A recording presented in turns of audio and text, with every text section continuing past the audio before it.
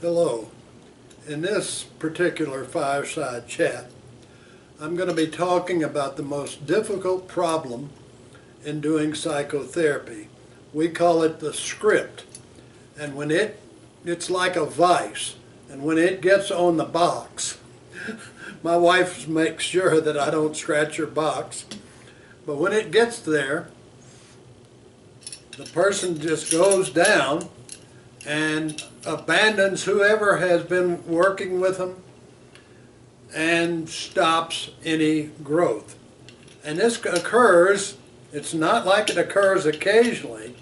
A person can screw it down at any time. And it's very, very difficult to stop, to solve. I used to envy psychotherapists or psychoanalysts who could see someone for 3 to 5 days a week so that you could work on it. But my wife and I did not see an individual or a couple except once a week, and that made it tough. Now, exactly why is this script, this vice, so tough? Well, for one thing, it began before age 6. It was set in place then, and the golden boy or the golden girl, the rebel child or the elder sister or the baby sister has been doing this pattern for decades when they come to psychotherapy. And they know every movement, every physical gesture, every thought, every word, every emotion. It's locked in the musculature. It's very difficult to solve. It includes the overall assessment that any child made before age 6. And of course we know that children at that age are not great thinkers, but they will set this script into place. The script also, why it's difficult to solve, it avoids the here and now of emotions and differing experiences and confrontations. Instead, the person can retreat into their script thoughts and say, well, I'm the elder sister and I take care of people. Or I'm the rebel child and to hell with you. Or I'm the golden boy or the golden girl and you really don't know what you're talking about because my opposite sex parent said that I'm the greatest. By the time of adulthood, the script has been played innumerable times, and if anyone dares to confront, the person just wills the vice down and ignores what you say. So we've got to spend a little more time in understanding the script. Here are the roles. The person sees this as a child. He sees one role that he identifies as strong, and he may hate it. He sees one role as weak, and he fears it. He doesn't want to turn out like that in life. And then he has an adaptation, which gets to be very familiar in his role as a child. It could be the adaptation is to please and be nice and considerate. Or the adaptation could be, I'm going to be perfect. Or it could be, I'm going to try hard. There are different adaptations. And I'm going to go over this very specifically with Abigail. Now you recall that she, at age 2.5, was put in a Catholic orphanage. And I explained that she would get very angry erratically if the word religion came up, or if she saw a nun or a priest.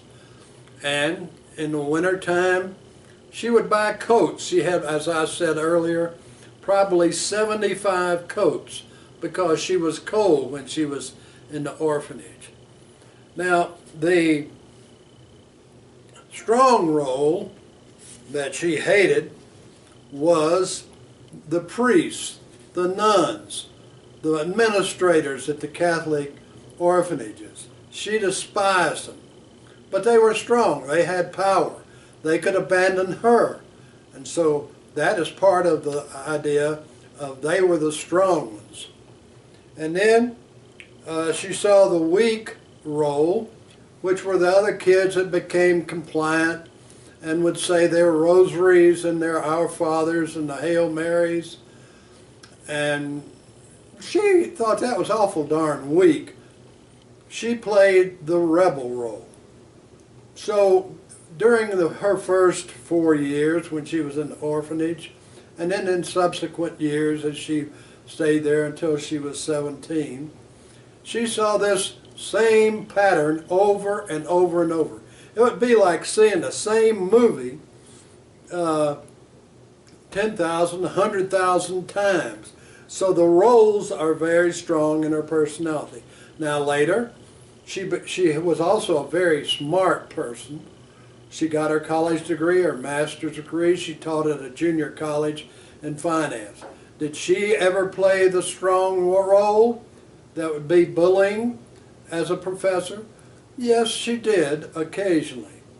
She didn't like it, but she did play that role.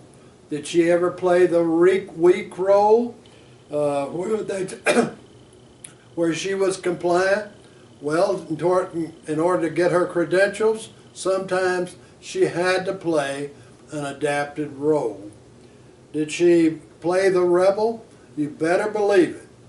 She continually would revert to that favored role of being the rebel. Now I could also go over Richard's Speck so that we get this script in mind, because it'll be important for the next fireside chat.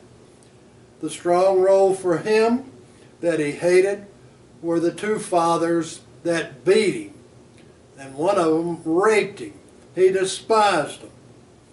And yet, he also had the weak role, his passive-aggressive mother, who would stay very calm and would talk Christian words.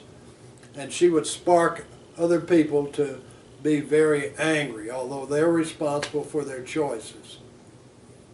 And then there was the adapted role, and for Richard, that was kind of just a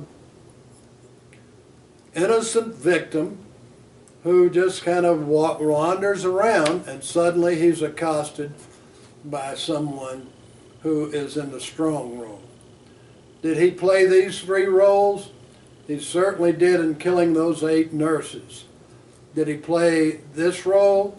You can see, if you watch the YouTube on Richard in the prison, you will see that he did play that weak role. He played his mother. He took hormones and grew little breasts. He was the boy of some stronger than him prisoner who raped him. And so my point during all this is that the script is very ingrained, and those 3 roles are very ingrained. And it's the most difficult thing to solve in psychotherapy. Well, my wife and our approach was very methodical. What we would do with this vice in order to get it off of a person, because it sure destroys freedom, liberation, and it's not for the, if we're going to call ourselves liberation psychotherapy, we have to do something about this script. And what we would do is drop acid, the acid of sad, angry, scared, happy, excited, tender, on this particular vice. And we would stay at it day after, wherever we saw the person in therapy, we would stay at pushing them to know their emotions.